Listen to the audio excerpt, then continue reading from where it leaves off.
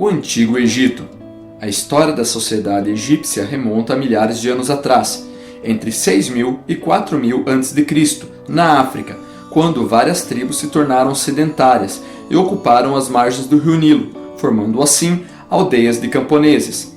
Estas se transformaram em cidades no decorrer do tempo e posteriormente formaram dois reinos, o Alto Egito, localizado ao sul do Nilo, e o Baixo Egito, localizado ao norte. Por volta do ano 3000 a.C., o faraó Menés do Alto Egito dominou o Baixo Egito e a unificação dos reinos formou um império sob o comando de um único rei. A religião no Antigo Egito. Os egípcios acreditavam que o mundo havia sido criado por Ra, o Sol. No início, o universo não existia, no lugar dele havia o Nun, uma espécie de grande massa de água inerte que simboliza o nada. Desse Nun surgiu o Sol, Ra. Ao cuspir no chão, ele deu a origem ao deus Shu, o sopro, e a deusa Tefnut, o calor. Esses deuses se uniram e criaram Geb, a terra, e Nut, o céu, que por sua vez tiveram 5 filhos: Osíris, Ísis, Horus, Sete e Néftis. Na sequência, nasceram os outros deuses, e mais tarde surgiram os homens. Tote, o deus do conhecimento, por exemplo, nasceu do crânio de Ra. Anubis, o deus da mumificação, era filho de Osíris com Néftis.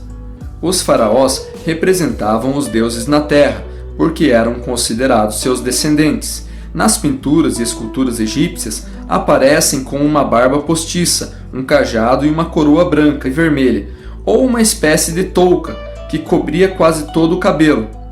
Pirâmides. As pirâmides eram túmulos dos faraós e foram construídas por ordem de alguns deles.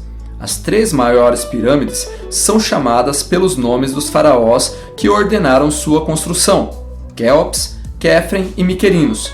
Perto dessas construções há uma esfinge, um monumento grande com cabeça de homem e corpo de leão. Os egípcios acreditavam que a esfinge protegia as pirâmides. No Egito Antigo, muitas pessoas eram mumificadas quando morriam. Isso acontecia para que o corpo fosse preservado para a vida eterna no paraíso. Após a mumificação, os corpos eram depositados em sarcófagos e depois sepultados em covas nas rochas. Os sarcófagos dos faraós eram decorados com muitas pedras preciosas e com muito ouro.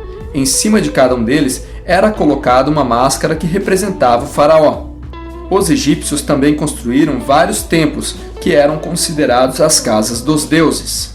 Em 1822, o francês Jean-François Champollion conseguiu decifrar os hieróglifos, que são facilmente encontrados nas paredes das construções antigas. Essa descoberta foi um grande avanço para as pesquisas a respeito dessa sociedade, pois assim estudiosos conseguiram saber mais sobre como era o modo de vida dos egípcios há milhares de anos. O interesse era tanto que foi criada a egiptologia, uma ciência que estuda exclusivamente o Egito Antigo. Outros povos do Nilo. Há milhares de anos, outros povos, além dos egípcios, viviam nas proximidades do rio Nilo, e alguns deles formaram diferentes reinos. Reino de Cush. Na região da Núbia, por volta de 2500 a.C., foram formadas aldeias, cujas populações eram constituídas de camponeses, pastores, artesãos e comerciantes. Com o decorrer do tempo, as aldeias se transformaram em reinos. Um desses reinos foi o de Kerma, que foi anexado ao território egípcio. Em razão da crise política do Império Egípcio, Kerma se tornou independente, dando origem ao reino de Cush. Por volta de 747 a.C., os cuxitas dominaram o Egito e uniram os dois reinos. Contudo, com a chegada dos assírios, povos da região da Mesopotâmia, os reis cuxitas foram expulsos do local. Ao retornar para a Núbia, passaram a administrar a região tendo como base a cidade de Napata e posteriormente a cidade de Meroe. Além das trocas comerciais entre as regiões da Núbia e do Egito, ocorreu um intercâmbio de elementos culturais entre esses dois reinos, o que pode ser percebido na arquitetura e nas crenças religiosas. As cidades cuxitas eram conhecidas pelas suas riquezas, constituídas de metais preciosos como ouro e demais mercadorias exportadas, por exemplo, peles de animais, marfim e pedras preciosas. As cidades também eram importantes centros de produção de artesanato e comércio interno. O governante em Cush. Em Cush, os reis eram escolhidos por meio de uma eleição disputada entre parentes do rei. Os reis eram considerados filhos adotivos dos deuses e por isso também responsáveis por criar as leis que a população deveria seguir. Reino de Ashum. No começo da era cristã, o reino dos Ashumitas se destacou com o desenvolvimento do comércio.